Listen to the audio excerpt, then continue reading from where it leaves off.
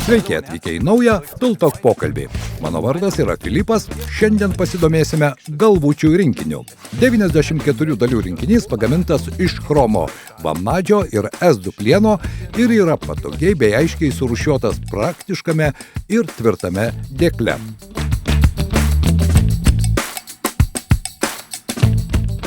Kas tiksliai įeina į rinkinį, gali perskaityti čia. Bitų laikiklis skirtas įstatyti bitus į terkšlę ir greitai juos pakeisti. Šie šešiakampiai raktų antgaliai skirti veržlėms ant ilgų sriegių arba varžtams sunkiai pasiekiamose vietose, kur paprastos galvutės yra per trumpos.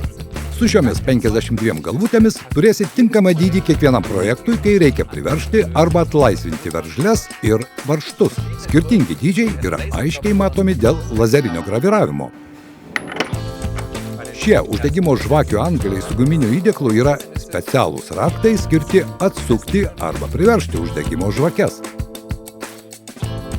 Račetos palengvina varžtų sukimą dėl greitos atlaisvinimo funkcijos. Greitas atleidimo mygtukas palengvina galvučių uždėjimą ir nuėmimą. Naudodamas ilgintuvą gali labai lengvai praplėsti savo raktą ir pasiekti net giliai esančius varžtus.